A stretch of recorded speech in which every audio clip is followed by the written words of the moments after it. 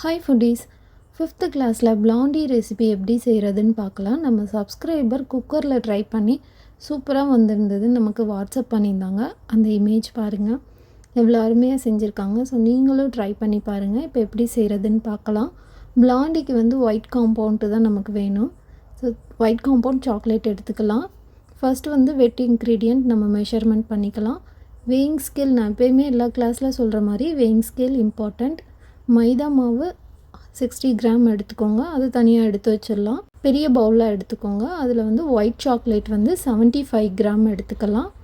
Room temperature உள்ள butter அது 50 gram எடுத்துக்கோங்க.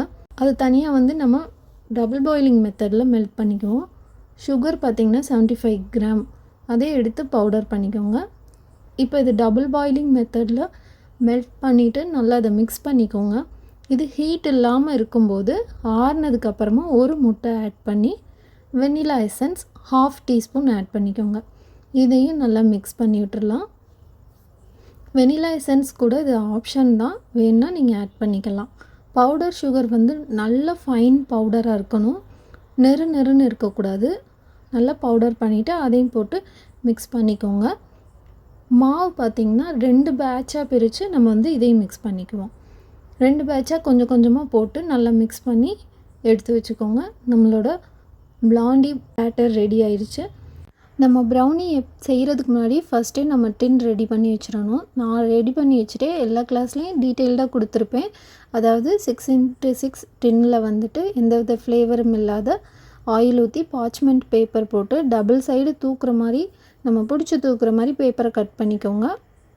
கட் பண்ணிவிட்டு அதுக்கு மேலேயும் ஆயில் ஸ்ப்ரெட் பண்ணிவிட்டு நம்ம ரெடி பண்ணி வச்சுருக்க பேட்டரை ஊற்றிக்கலாம். இதுக்கு மேலே டாப்பிங்க்கும் நமக்கு என்ன சாக்லேட் வேணாலும் போட்டுக்கலாம். நான் இன்றைக்கி மில்க் காம்பவுண்ட் போட்டிருக்கேன். இப்போ நான் ப்ரீ ஹீட் பண்ணி வச்சுருக்க ஓடிஜியை செட் பண்ணிக்கிறேன். 175 டிகிரியில் கீழ்ராடு கொடுத்து 30 மினிட்ஸ் கொடுத்துருக்கேன். உங்களுக்கு இது 25 மினிட்ஸ் பேக்கிங் ஆனாலே போதும். நான் கொஞ்சம் ஓவர் பேக் பண்ணியிருக்கேன். இப்போ நம்மளோட பிளாண்டி ரெடி ஆயிடுச்சு. இதை கட் பண்ணி எடுத்துக்கலாம். நம்மளுக்கு பிடிச்ச மாதிரி சைஸ் கட் பண்ணிக்கலாம். இப்போ பிளாண்டிக்கு ப்ரௌனிக்கு என்ன டிஃப்ரென்ஸ் அப்படின்னா, ஒன்றும் இல்லை. ஒயிட் சாக்லேட்டில் செய்கிறதுக்கு பேர் பிளாண்டி, ப்ரௌன் சாக்லேட்டில் செய்கிறதுக்கு பேர் ப்ரௌனி, அவ்வளோதான். இது ஒயிட் ப்ரௌனின்னு கூட நம்ம சொல்லிக்கலாம்.